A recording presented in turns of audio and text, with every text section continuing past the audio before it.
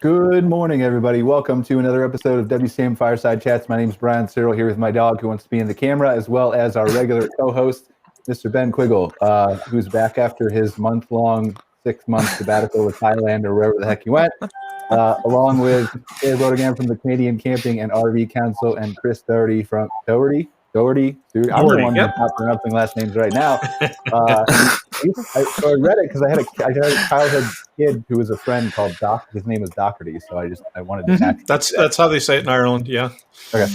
From RV Enthusiast Magazine, we're going to let him introduce himself in a little bit. Happy to be back with you here. As always, we are a podcast available on Google, Spotify, all kinds of those places, assuming that I remembered to upload it, which I didn't do last week, and I don't think Quiggle knows that, but now he does. So, really excited today. We're going to talk about RV design, RV life, some of the features in RVs, all those kinds of things. Get into the nitty gritty of that with Chris. I have a wish list, Chris, of things that I want to buy an RV, but I need there's deal breakers, right? Oh, I can't wait to hear this. Yeah, so I've got some things that I have to have in an RV before I can pull the trigger.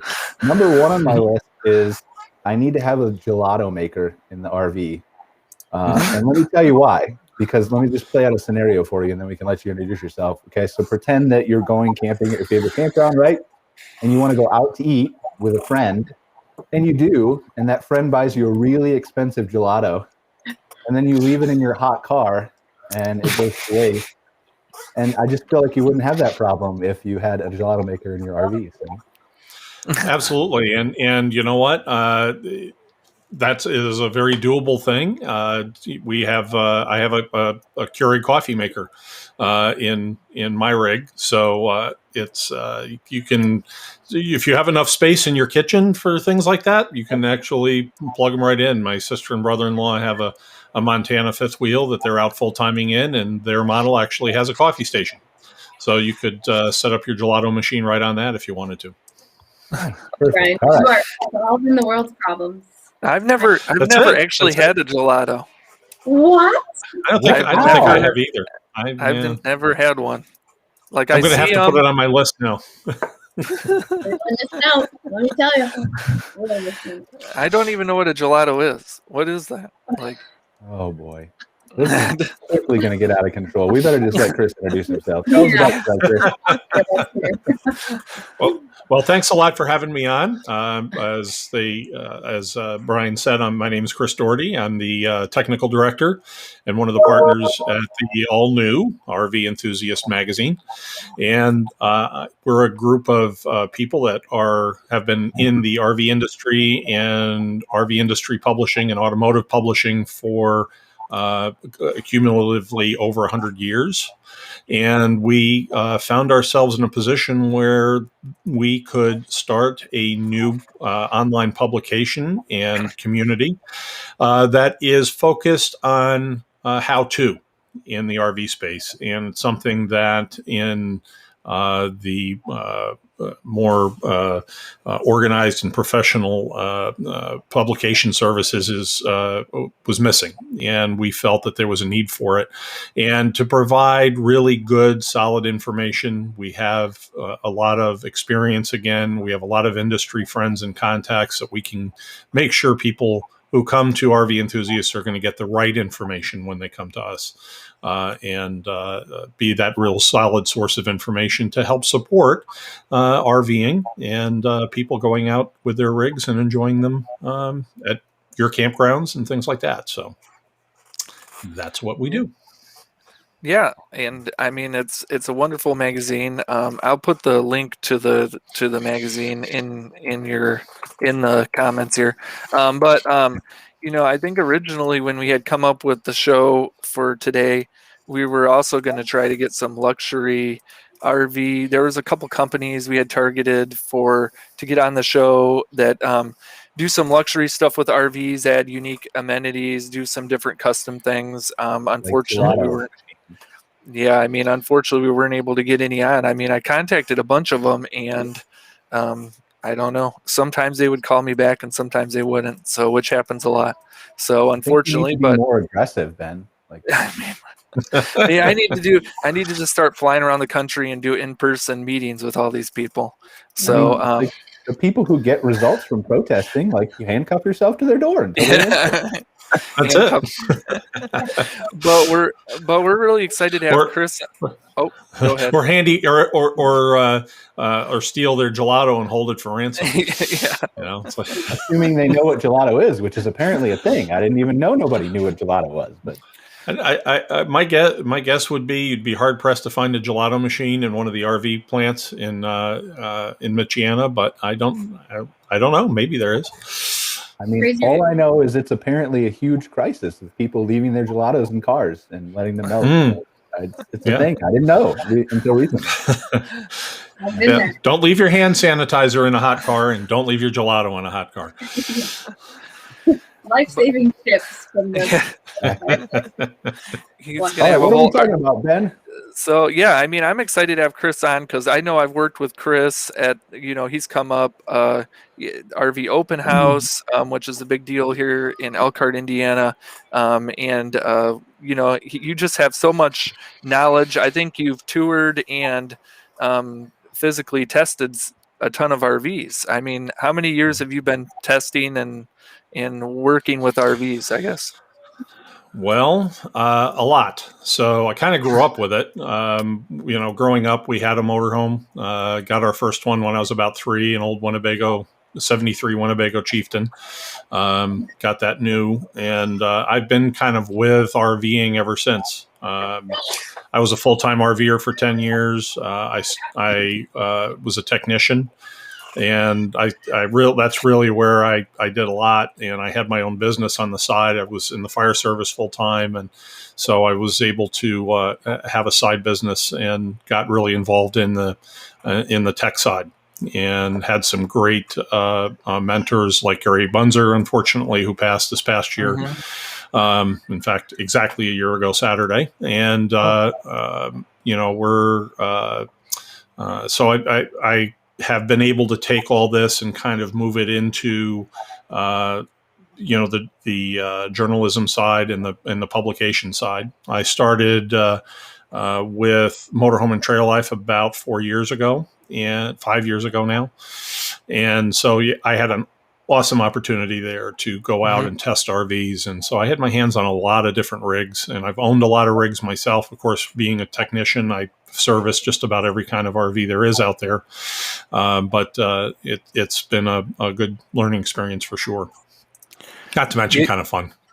Yeah. I mean, so you've seen this metamorphosis of what the RVs were like to what they are today. I know I was on a forum last week or the week before. I just glanced and saw a comment, and there are some park owners that are really nervous about how huge these fifth wheels are getting. It's just massive how big. I mean, I saw quite a few of them on the road when I went to the Grand Canyon here, and how much bigger do you think these RVs are going to get? It's interesting that you say that because, in production now, you can get little fifth wheels. So they have little things like scamps and that type of thing that are, less than 20 feet or around 20 feet long, something really, really tiny. But then you can get up into custom fifth wheels that are knocking on 50 feet. Recreation by Design. I was looking at their site the other day, over the weekend, just to see what they were up to. And they do custom RVs. A lot of the RVs they do are custom for people who work on the road. So, concessionaires, things like that. And they've got, I think they have a 47-foot fifth wheel model that they can custom build. That's the longest that they go to. But there's some other supersized ones. Continental Coach was one. Spacecraft, they custom build it, and you actually tow it with a tractor.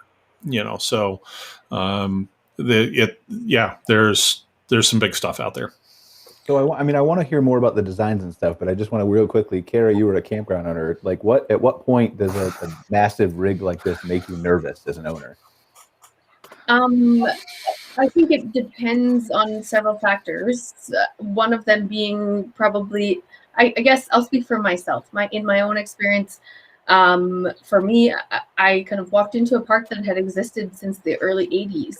And so RVs were a lot smaller in those days. So it did present a lot of challenges around expanding site sizes and, completely replacing all of our electrical capabilities because we needed, 50 amp and not 15. Things like calculating for turning radius inside of a campground, the way that your roads are laid out and designed. I mean, there's a ton of factors that go into it, both probably from a development standpoint, but also, for those older parks that are struggling to keep up with these big and really fast changes. I think, all of a sudden we saw this jump to, the high 30 feet RVs, and then suddenly we're in the high 40s, and now we're seeing RVs that are pushing 50 feet and have a deck expansion off the back. So when they're fully extended, they're 65 feet long, and they have double wide slide outs. Like, these RVs are massive. So from a construction, like, fitting everybody in standpoint, it's a hurdle, I think. And then you have issues with, like, I had a couple of instances where I had gates and fences taken out because these things can be hard to maneuver. Those things are things to consider. And then guest experience too, right? It starts impacting things like where your trees are, and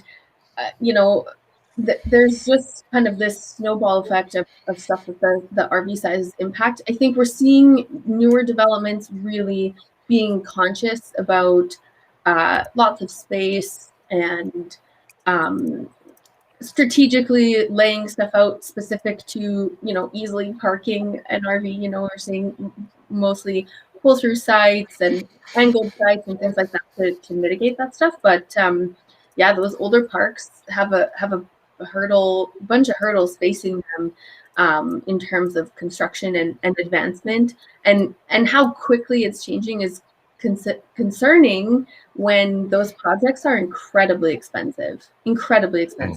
A conversion of 30 sites for me from 15 amp to 50 amp and adding, length and parking pad size and all of those things was over $100,000. So it's not a small feat, but it's also, number one, it's a necessity because, folks are buying these RVs in droves. And number two, you can typically charge some pretty great rates for a site like that once it's installed. So there's some long-term benefits for sure.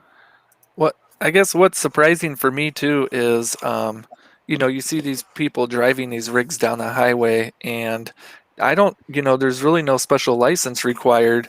So, like, you have all these new RVers coming into the market, and they're buying these huge fifth wheels, and they're really not, necessarily having any training. I think I saw a Facebook post of a new RVer who brought their first time they brought it to the campground, and they actually ran into one of the campground buildings making a turn because they underestimated the radius they would need. So, I mean, I guess that's kind of surprising too. It's just the lack of training. Here's a promise of short story. I had a gentleman and his wife show up at my park a couple of years, probably 5 years ago, in a brand new 52-foot Newmar motorhome. He drove up from Pennsylvania.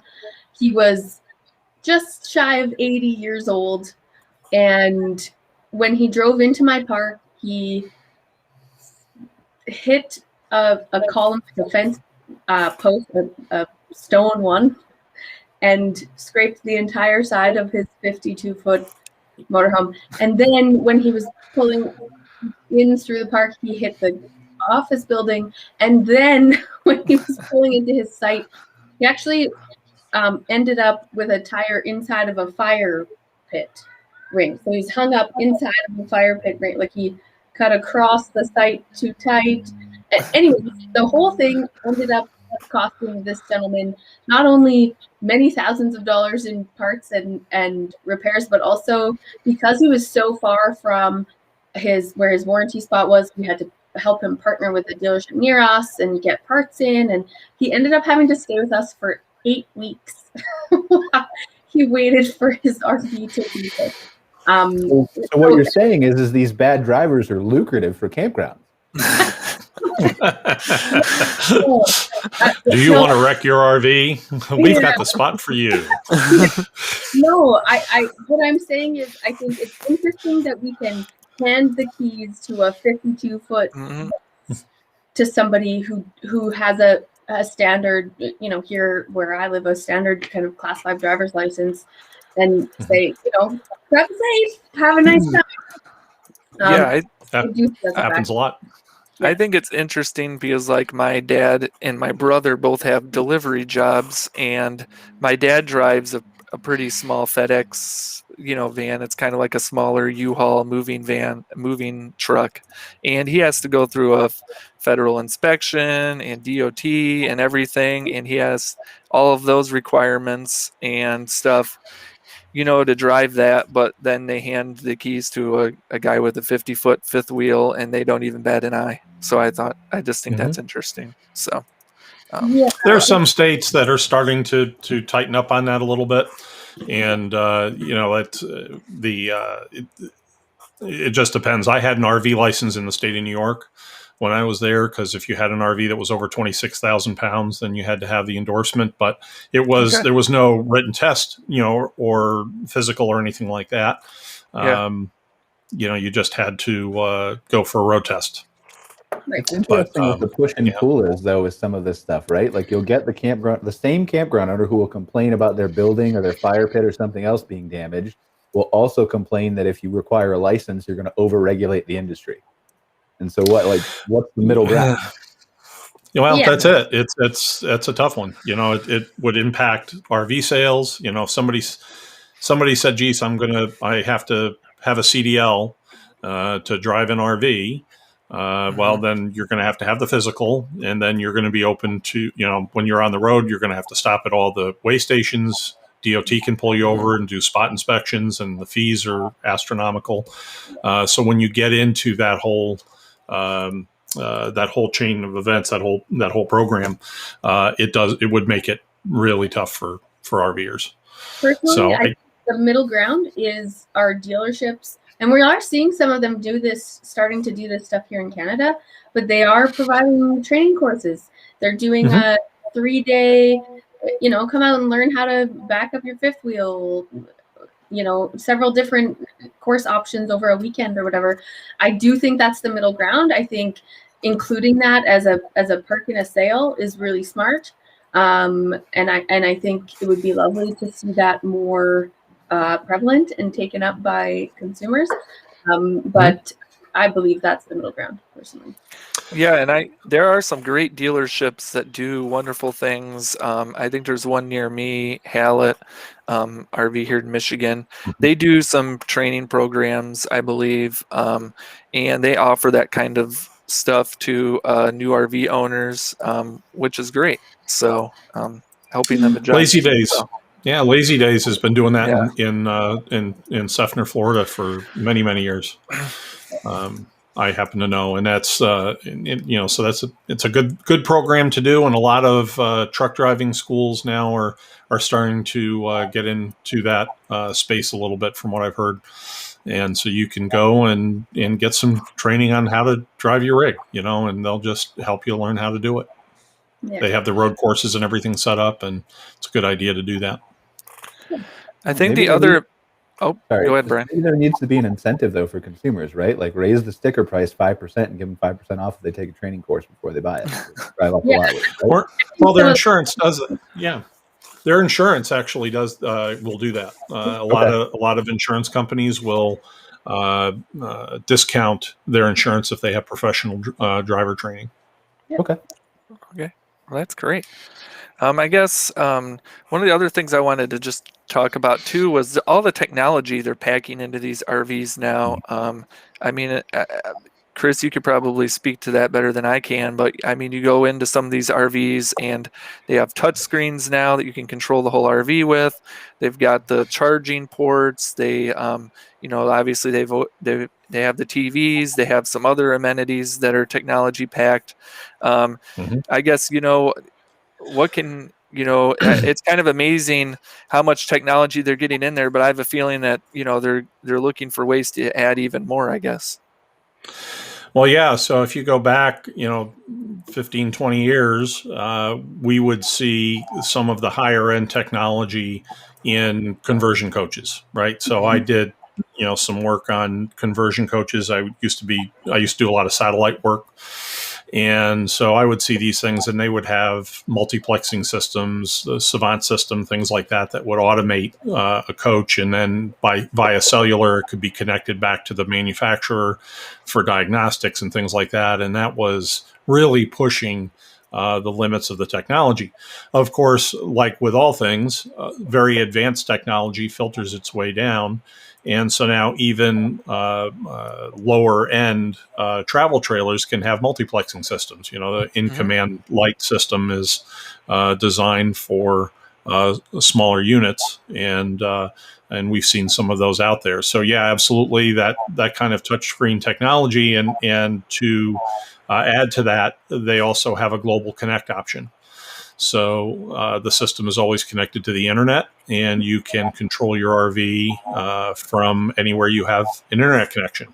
Yeah.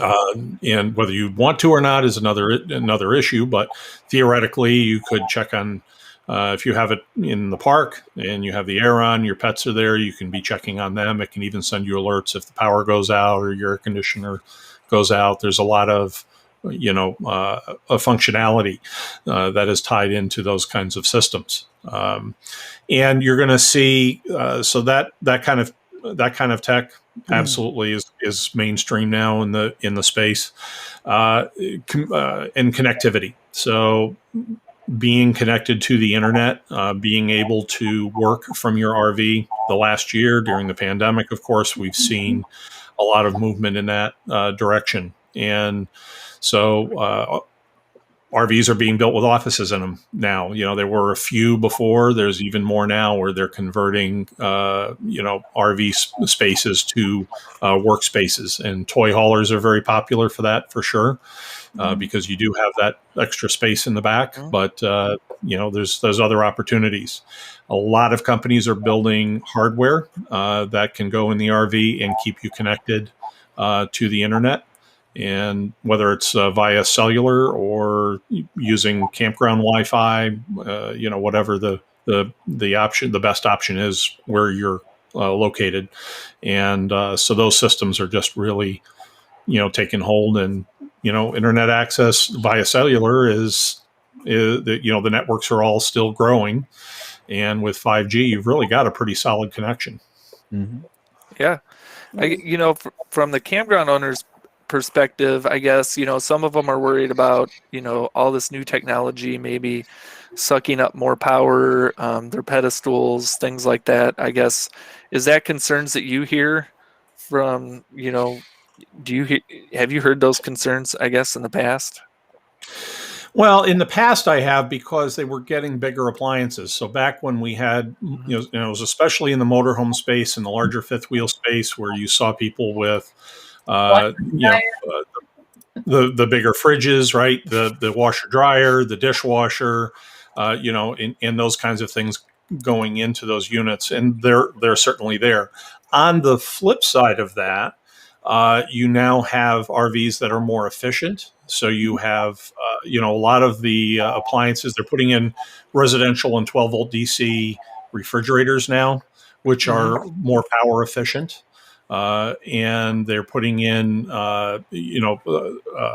energy saver appliances. It's all LED lighting, and then people are going solar in a big way.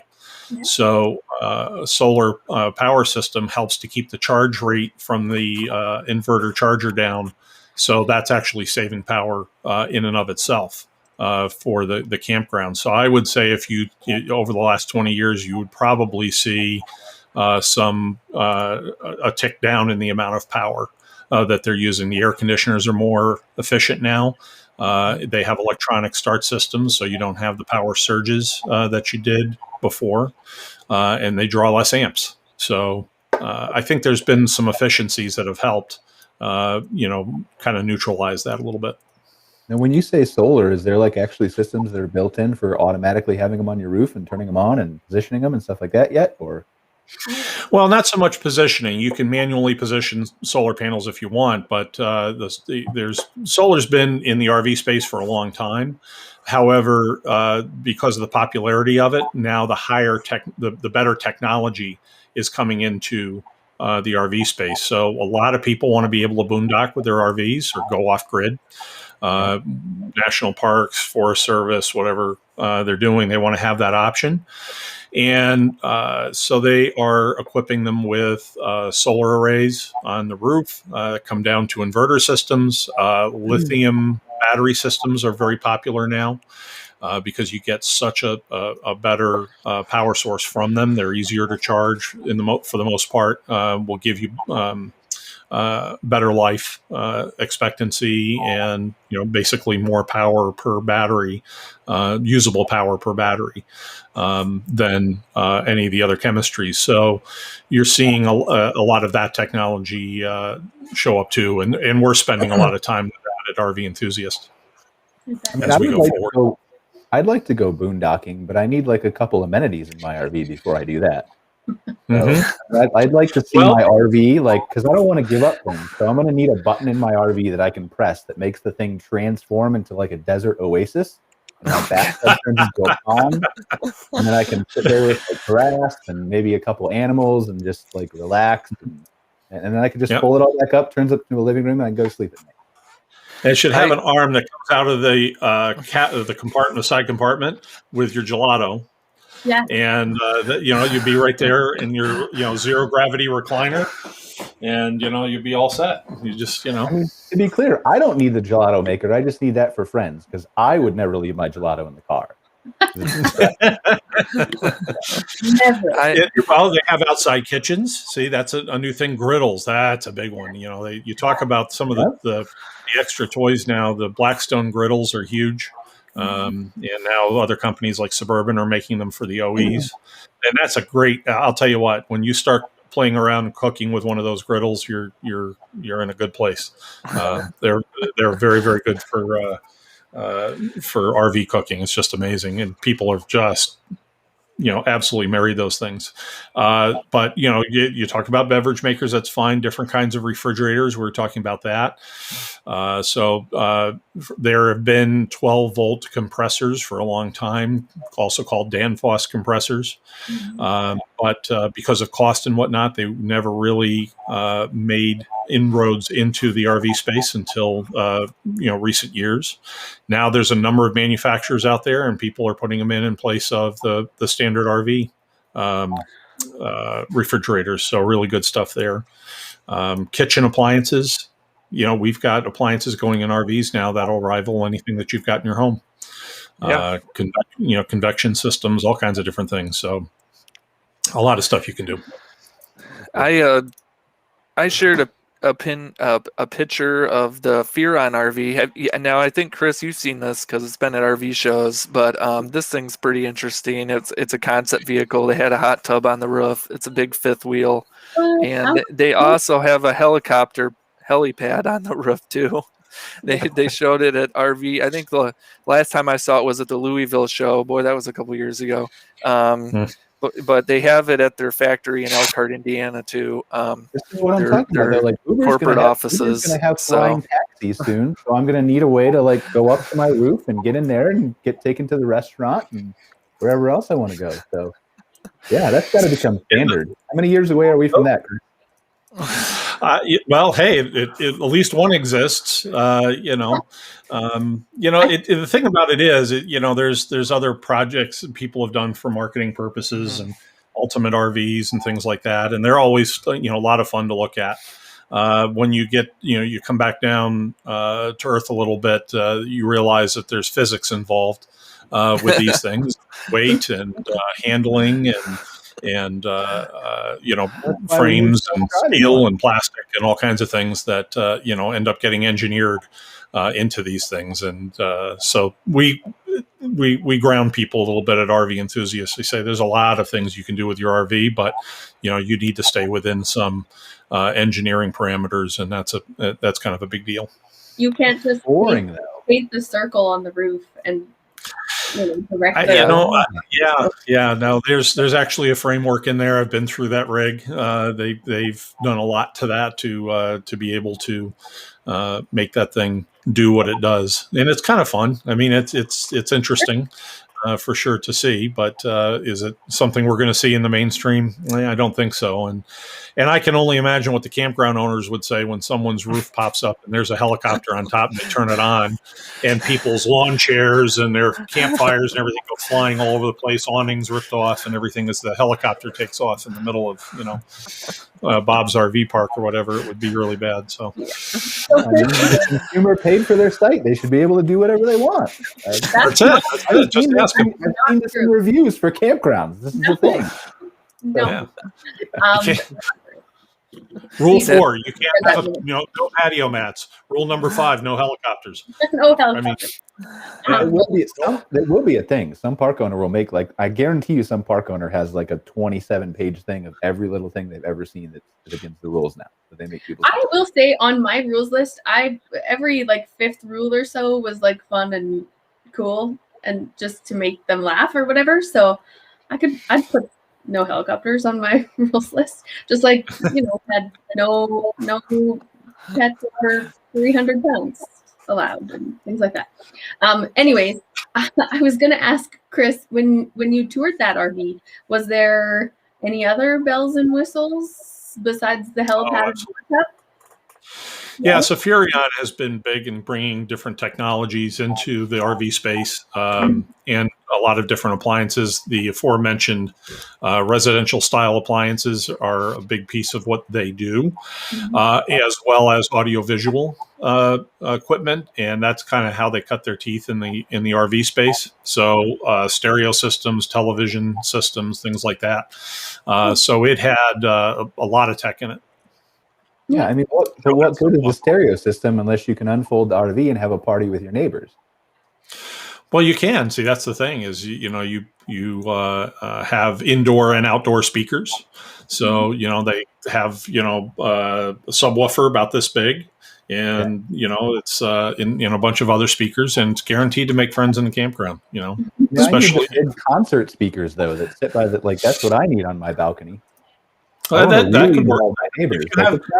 I don't feel like it's your fault if you have the site on the other side of the campground from me. You should be able to enjoy my music too. I think so. That's definitely, no doubt about it. Especially if it's, if you have a guitar like Michael J. Fox had in Back to the Future. He goes like this and it blows them backwards. That's the kind of speaker you really want to have in the RV. Exactly. I mean, I don't dating anybody who can't hear it. That's it. That's it. I hope that all campground owners watching are just screenshotting Brian's face right now. Yep. Check this stuff in. Don't do it. Nothing but trouble. Do not let him in your park. So. But what you were saying about the sizes of RVs, that's really a concern too in a lot of parks. And I know Bob Livingston, our publisher, is considering a new unit, and he owns a site in Palm Springs, and he's a little bit limited in the size of the RV he can put on there, and he needs an office space. I'll tell you what, he sits at his dinette all day, and anyone who's owned an RV knows that dinettes are not designed to sit at and work at all day. And, because of, posterior pain when you go to get up for sure. And it's inconvenient. So he wants an office space. He really needs that. So he's been looking at that. But you know what? That a lot of them have, a toy hauler is going to have the door in the back. A lot of them have a door on the side that folds down into a patio. Which comes out over the site, plus, all the slide outs on both sides. I'm guilty. I have a 40-foot Montana with 6 slides, a little older one.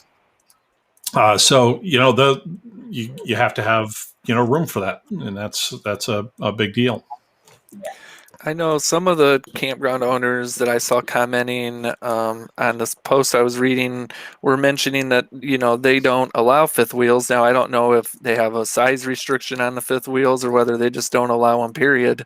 But I know that seems a little odd to me. But I don't own a campground, so I don't know. So Yeah, I can imagine limiting by certain type of RV, but I do 100% understand the limitations surrounding size specifically, mostly because of the things I mentioned earlier. Damage to property, damage to your RV, inability to, it might look like the site is big, but maybe the roadway is not angled properly to be able to back up an RV that's more than however many feet long there. There's limitations, and I 100% had size limitations on several of my sites where you don't fit there. Sorry. Mm-hmm. I mean, if it's just angles and pulling in, like maybe you should have a crane to just lift it in and put it right down on the show. It comes back to helicopters. So if you have a Chinook helicopter that can lift it overhead and then just lowers it down, my insurance company would have loved that strategy. Loved it. Oh, wait a minute! You got to pick it back up again. We got to move it over 6 inches. Oh, it's not straight with a fire pit. But no, it's and size is when it comes to RVs, and when I do seminars and I talk to people about buying their first RV, I said when it comes to RVs, size matters. Yeah. And it does. It does for the living space. It does for what you're going to do with it, where you want to go with it. And, so one of the things I tell them is if you have a bucket list of places you want to stay with your RV, then that's kind of the foundational, that's one of the foundational things that you've got to check off and say, okay, I want to go in the California state parks. Well, they have a 35-foot limit, so I can't go in with a rig longer than 35 feet. Okay. So that takes anything over 35 feet off the table. Yeah. But if you had an RV that shortened itself and adapted. And I think we just have to beat the whole physics thing. Like it's just an Einstein thing. Yeah. Very easy. They have those, but they have them. That's the thing. Those actually exist. I want a 50-foot that converts to a 35 and then back to so I can go wherever I want. That's what I'm saying. That's they haven't come up with that one yet. They have that one though. That's that tractor trailer driven one that the celebrities have that goes up to the second story. Okay. Oh yeah. That's I think it's a company out of California that makes them. I don't remember the name of the company, but they've been on TV shows and stuff, and they had it at the Hershey show one year. And when we were at the Hershey show, at that point, Robert De Niro owned it. And so it had a screening room on the second story. And then, of course, all the stuff on the first story. And then that got sold to some other celebrity. I saw it at another show. And it kind of makes the rounds. It gets wiped out inside. They gut it and redesign it to whoever the new celebrity is. And off it goes for a while, then comes back and gets ripped out again. Well, I mean, I think you need to have a 2-story RV. I mean, if you're going to wake up in the morning and go up and hit golf balls from the driving range, you've got to be high enough to get over the campground trees and stuff like that. So, I think you should have a roof deck on it. Really, you have it up, and you can have AstroTurf up there. You'd be all set, and you go to the other campground neighbors and you put the target, for the 200 feet, 500 yards, whatever. And just to be honest, there should be buddy sites so you can play football with each other across the. Yeah, I mean, there's all kinds of things that we just need to push this into. And the big speakers up there, so you can do it with music. Yeah. Play "We Are the Champions" while you're throwing the football. Because let's be honest, if you've got the huge speakers, right, and obviously everybody in the campground loves your music, so they're all going to be dancing to the same thing you are. If you're not on the second floor, how do you crowd surf appropriately? Well, it's another one. I can tell the look from Cara. She's like, I don't know. Every RV campground owner that I'm going to talk to now is going to be on my case about this. I can. Well, they got the park model RVs with the decks now, the upper story decks with the ladders and stuff. So maybe they can translate that into an RV. Who knows? Mm-hmm. So. Are you seeing a lot of parks that are getting those larger park models? I don't know if I've seen any with decks, but I'm sure there's probably some that have. I'm not for sure. So We have a fabulous manufacturer up here in Canada, General Coach, and they're doing some pretty cool stuff with upper level, whether it's enclosed or open areas. So yeah, there's lots of cool stuff. I'm seeing. I actually toured their facility a couple of years ago now, and they back even then had some cool like double-sided fireplaces that were kind of in the indoor living area and open out to the deck areas and things like that. So yeah, they're doing some really cool stuff for sure up here. I don't know about down there. But And we have the some, RV, Ben, go ahead. the RV industry is also kind of expanding, like what they've been putting TVs outside of the units. They, the awnings they've been working on in the outside storage areas and stuff. So they've been doing some work on the RV industry in that front too. Yeah. So, Yeah, they have. And so, and again, the outside televisions aren't necessarily a new thing, but you're seeing a lot more of them with sound bars and things like that. The big change that you're seeing is instead of, they may include the connections for satellite TV and park cable and things like that, but the ability to stream content is a big piece of what you're seeing. So the ability to install, say, an Apple TV or a smart TV. There's RVs coming with smart TVs because they're kind of expecting to be able to have that high-speed internet and the ability to stream content. And you get into smaller RVs like the Winnebago Revel, and it doesn't have a TV, but it has RAM mounts all through it, and you can slide in the mounts for your tablets and things like that and plug them in all through the rig. So you're literally taking your entertainment device inside, outside, wherever you want, and you'll have a place to hook it up. What happens if Apple changes the size of the iPad next year, like they seem to do? It doesn't fit in. Then you have to buy a new mount. Like having to buy a new OtterBox case, So I have a. It's funny that you say that because I have a collection of OtterBox cases for my old iPhone, so that when I upgrade to a new iPhone, I have to go get another one. So yeah, I guess that's part of being in the club. Yeah, I mean, when I was on the road starting the business in 2011, 12, 13, somewhere around, and I had mounts in my Jeep for the gadgets and my laptop and all that kind of stuff. So I had OtterBox and LifeProof cases and that kind of stuff. So yeah, yep. Swap them out. All right, okay, interesting. I want to apologize, but I have to sneak out. I sincerely apologize. Literally sneak out? Like, go ahead. We want to see you literally sneak out. I have important meetings coming up today. I hate to do this. I appreciate your time, Chris. It was so great to meet you. I will Good to meet you.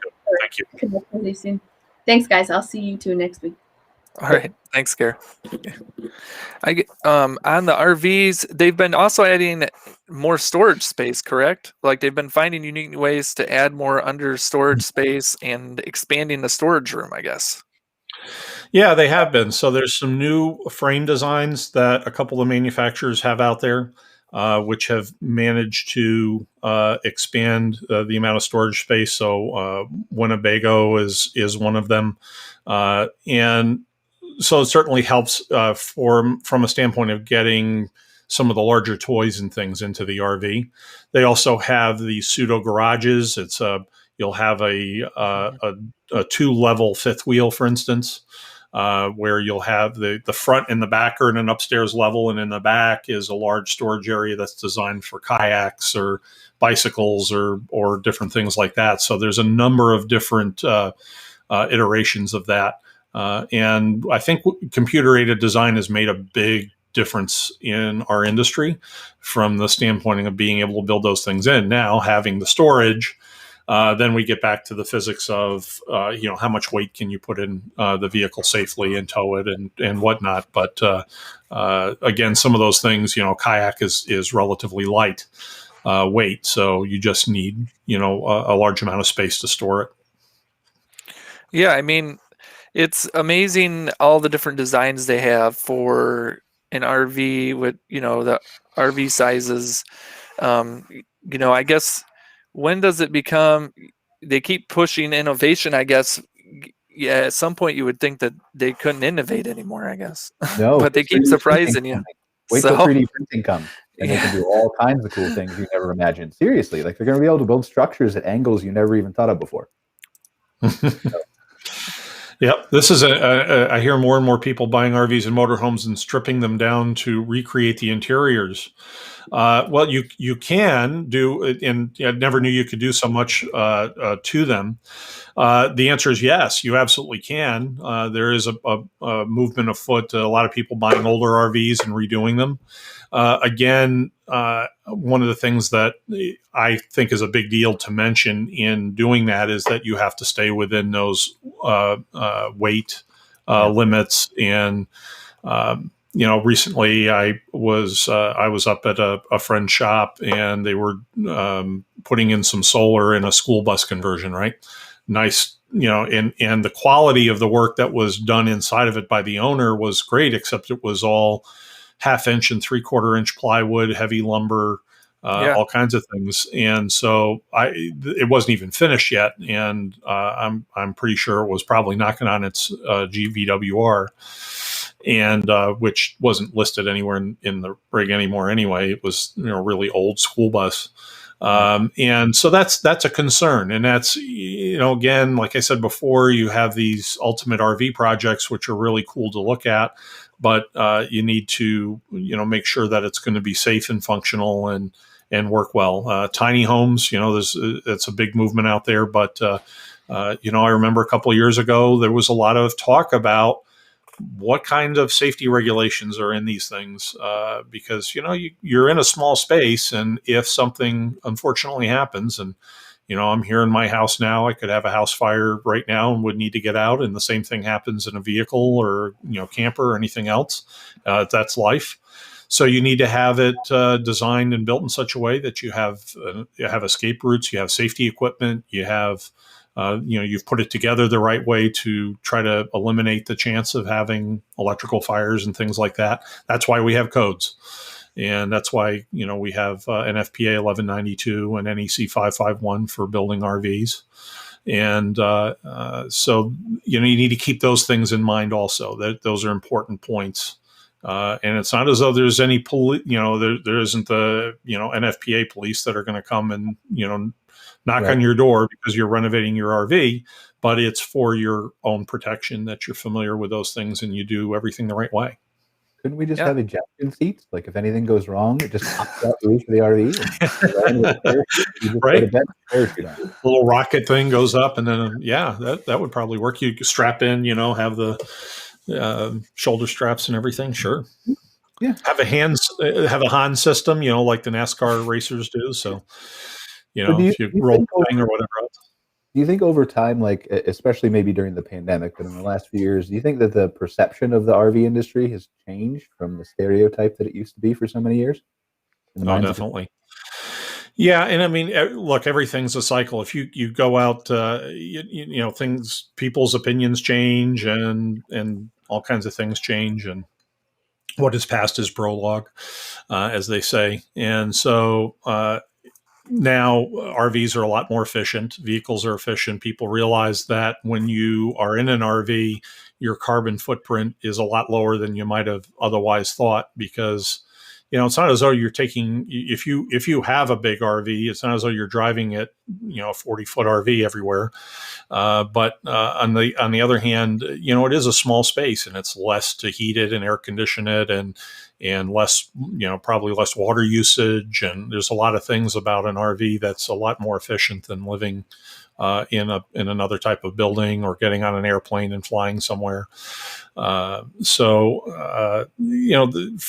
the ecological standpoint, for sure, I think it's improved. And people realize that there's so many good resources out there, and places that you can see.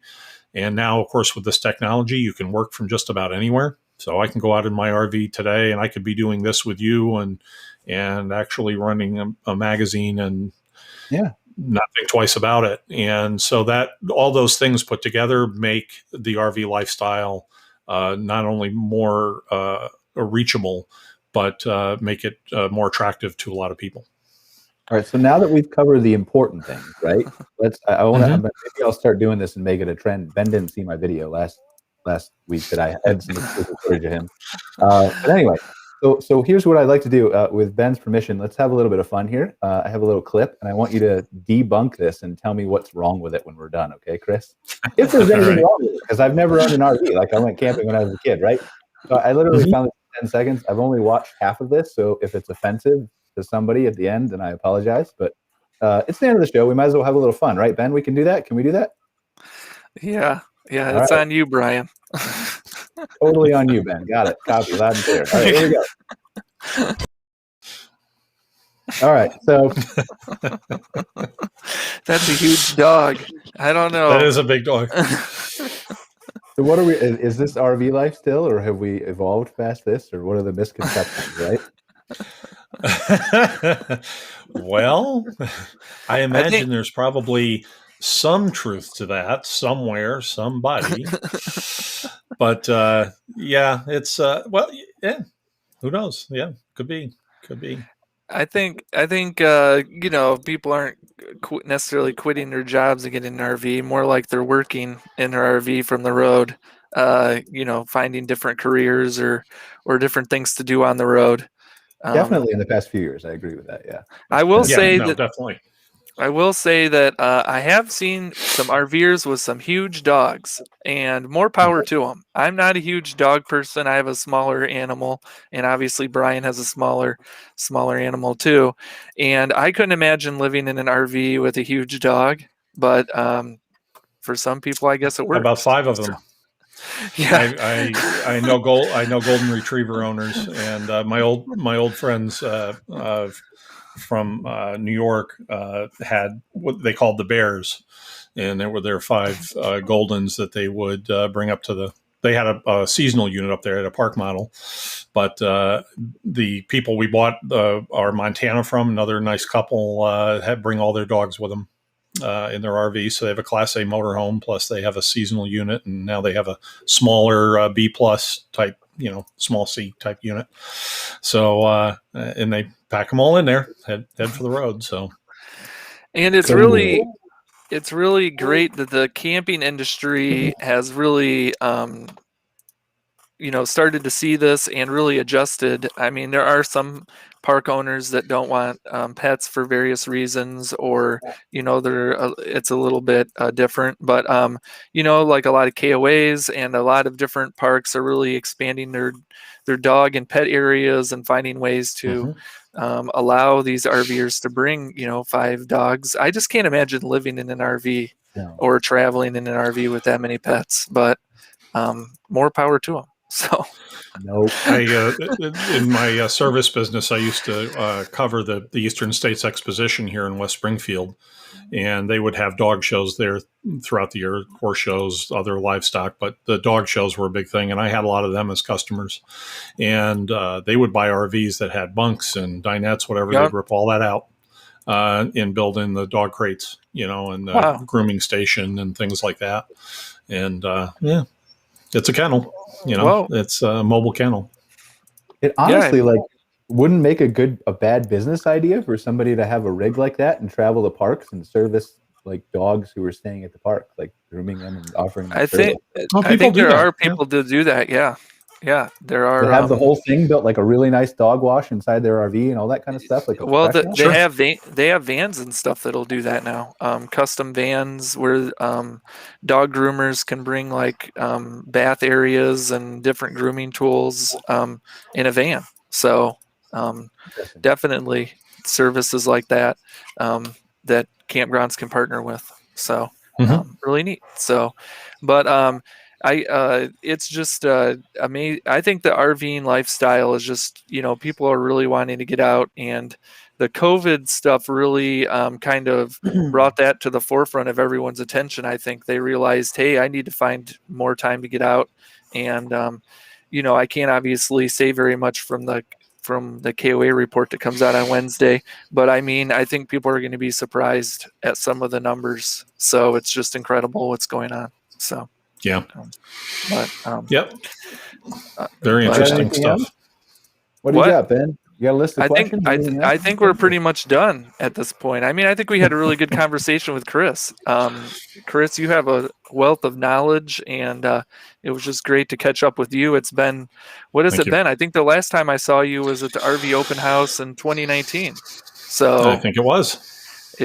I imagine you're coming to the open house this year, so it'll be 2 years. So it was great to catch up with you. And just good to catch up with you all. So it's great seeing you, Ben, and Brian. Great meeting you, and you guys are doing a great job at WCM, and it's always nice to interface with you. Yeah, and thanks for being able to take Brian's scenario so well. Sometimes he shocks people. So gotta keep it interesting. Yep, that's it. That's it. You got to do it. So yep. But I think we had a really good conversation, and campground owners are really going to benefit from this. So, but it was great talking with you, Chris, and it was great seeing you, Brian. And hope everyone has a good week. So, all right, you too. Thank you.